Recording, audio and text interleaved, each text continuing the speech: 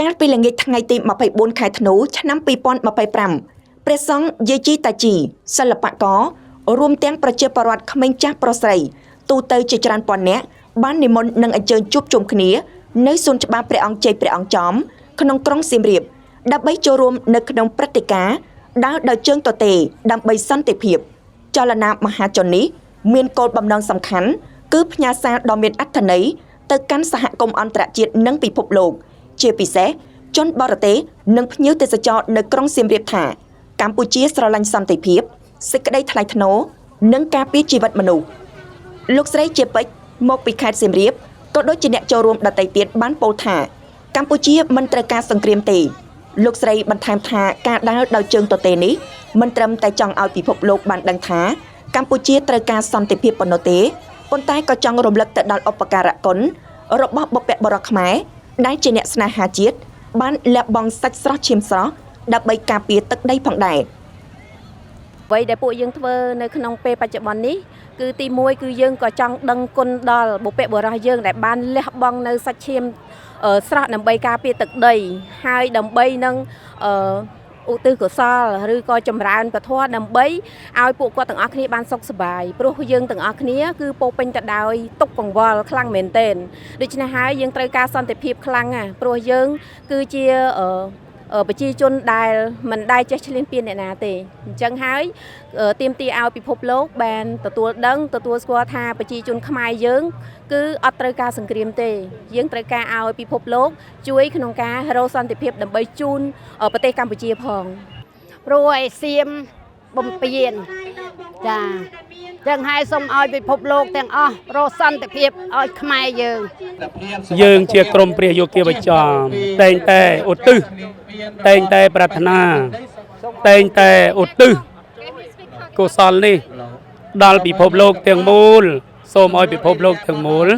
បានសន្តិភាពណដ្ឋិសន្តិបរੰសុខੰពុំមានសេចក្តីសុខដតីក្រៅអំពីសេចក្តីស្ងប់ឡើយចឹងសូមឲ្យពិភពលោកទាំងមូលមុននឹងបានសេចក្តីស្ងប់សូមឲ្យពិភពលោកទាំងមូលមាននៅសមាទិដ្ឋិគឺសមាទានសិលពិភពលោកទាំងមូលបើសិនជាយើងបានស្ដាប់បណ្ដាំបៃតា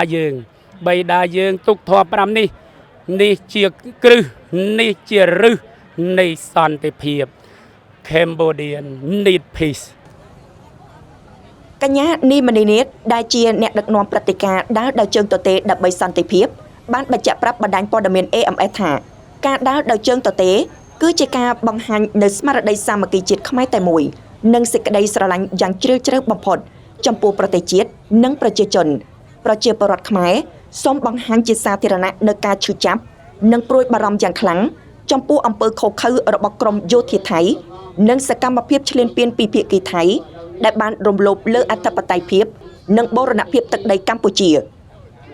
គោលបំណងរបស់យើងតែមួយគឺយើងចង់ឲ្យមហាជនប្រជាជនខ្មែររបស់យើងមានសម្លេងតែមួយរួបរวมគ្នា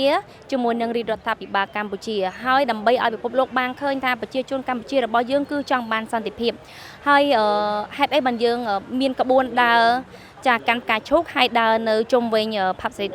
គឺយើងចង់ឲ្យសារព័ត៌មានឬក៏ជនបរទេសគាត់បានឃើញហើយគាត់យកទៅបង្ហាញនៅលើពិភពលោកថាប្រជាជនកម្ពុជារបស់យើងគឺពិតជាស្លូតត្រង់ហើយប្រជាជនកម្ពុជារបស់យើងគឺពិតជាជនរងគ្រោះដែលកំពុងតែរងការឈ្លានពានពីប្រទេសសៀមពិតប្រាកដមែនក្នុងការដើរដង្ហែជាសាធារណៈនេះអ្នកចូលរួមបានកាន់ផ្កាឈូកដែលជានិមិត្តរូបនៃសន្តិភាពដោយចាប់ផ្ដើមចេញដំណើរពីទីតាំងសួនច្បារព្រះអង្គជ័យព្រះអង្គចំឆ្ពោះទៅកាន់ផ្សាររាត្រីសៀមរាបហើយវិលទៅបញ្ចប់នៅកន្លែងចាប់ផ្ដើមវិញ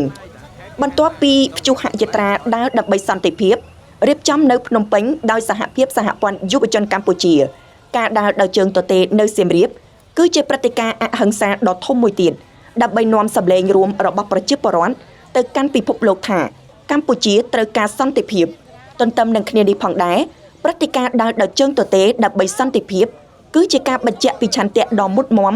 របស់ប្រជាពលរដ្ឋកម្ពុជាក្នុងការរួមកម្លាំងជាធ្លុងមួយជាមួយរាជរដ្ឋាភិបាលនិងវីរៈកងទ័ពដ៏អង់អាចក្លាហានក្នុងបេសកកម្មកម្ចាត់សត្រូវឈ្លានពានការពារអធិបតេយ្យភាពនិងបូរណភាពដែនដីកម្ពុជា